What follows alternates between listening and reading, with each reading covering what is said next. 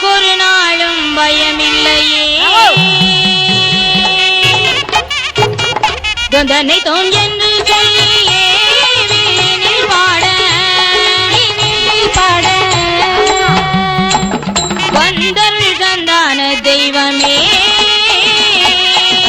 தொந்தனை தோமென்று சொல்லியே வீணில் பாட வந்தருள் சந்தான தெய்வமே சந்தத்தோடு பானை நாளும் சித்தோடு கை பம்பையோடு சந்தத்தோடு பானை நாளும் சித்தோடு கை பம்பையோடு சுடலை தந்திருக்கதையை சிறப்புலை நீ பாட சுடலை தந்திருக்கதையை சிறப்புலை நீ பாட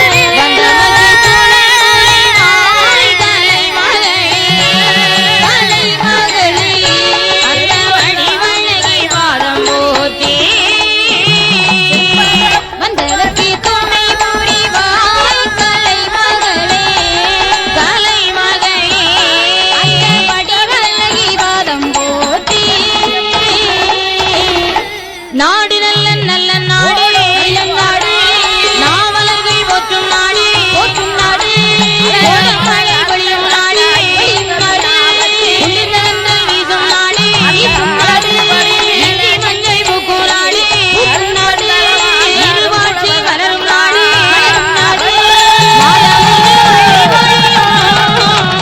மாதம் ஒன்று மழை பொழியும் நாட்டில் வருடம் ஒன்று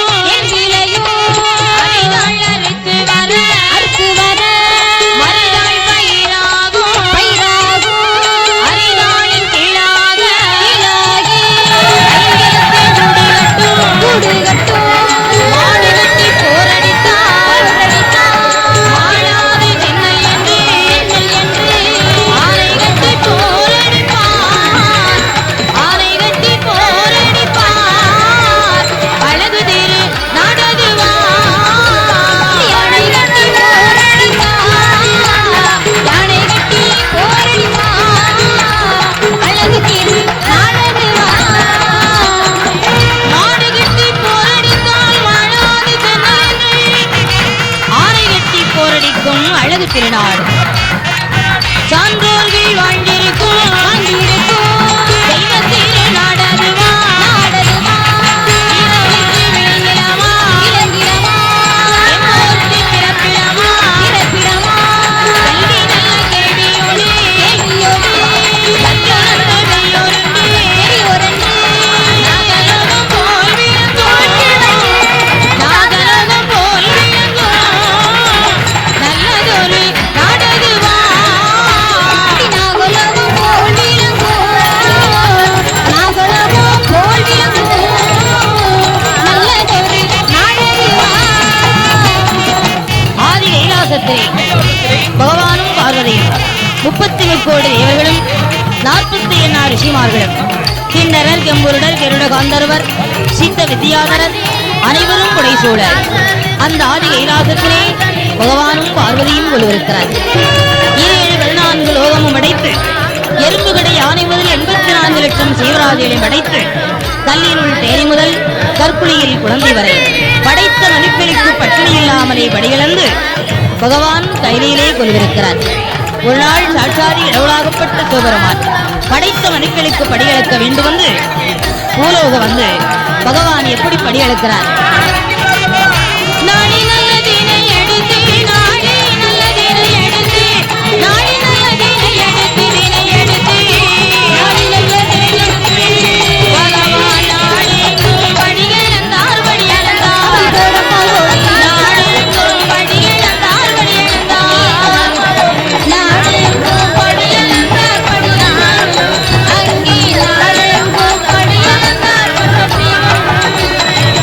உரிய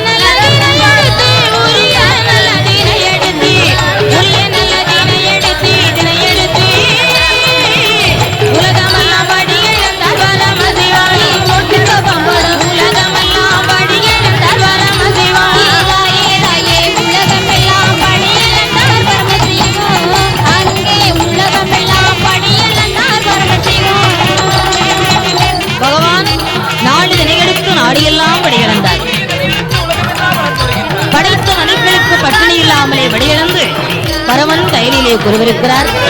படைத்த மனுக்களுக்கு படியளந்து விட்டு பகவான் கைலாசம் வர்றார். பார்வதி பார்த்தால் பகவானுடைய வருகையை பார்த்தவுடனே செம்பிலே தலமெடுத்து சிவனாருடைய பாதத்தை பணிந்தாள்.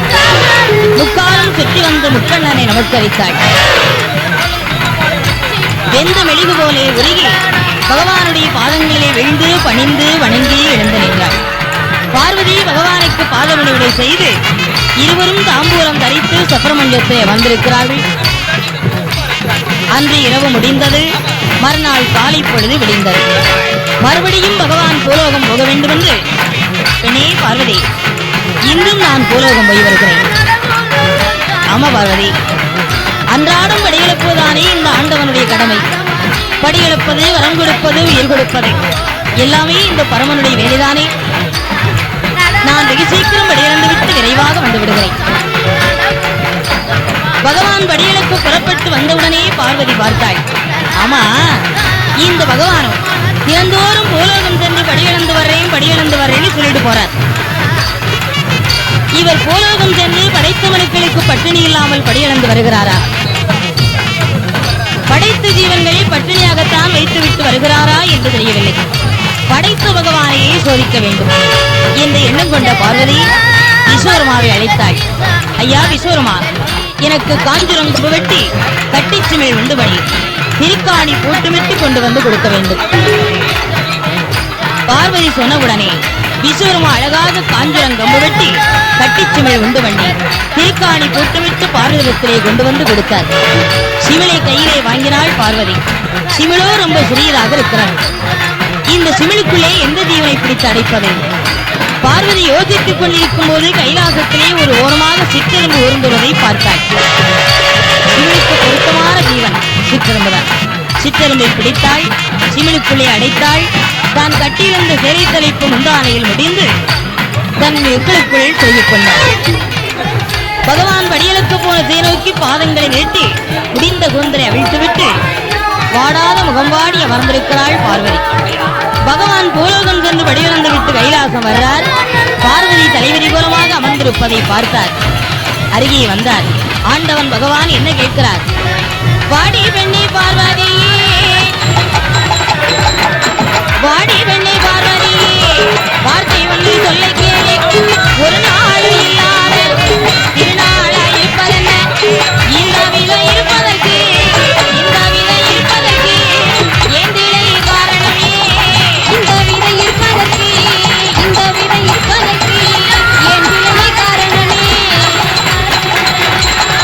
பெண்ணே பார்வதி, என்னம்மா இது? ஒரு நாள் திருநாளாக வந்திருக்கிறாயே.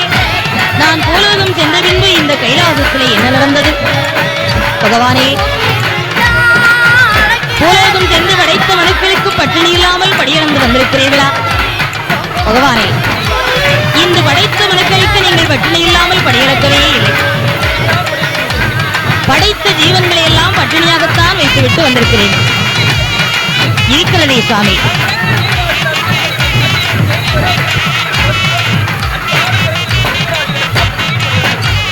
என்னிடத்திலே 2 ஜீவன்கள் பட்டினியாகத்தான் காத்திருக்கிறார். ஆமா சாமி. உடனே பார்வதி எக்களுக்குள் சொருகியிருந்த முந்தானை முடிப்பை அவிழ்த்தாள். சிவனை திறந்து பார்க்கிறாள். சிவனுக்குள்ளே இருக்கக்கூடிய 2 சித்தரும் தன்னுடைய வாயிலே திரையரசியை கவ்விக்கொண்டு சிவனுக்குள்ளே சுற்றி சுற்றி வருகிறார். பார்வதி பார்த்தாள். பகவானுடைய பாதத்திலே விழுந்தாள்.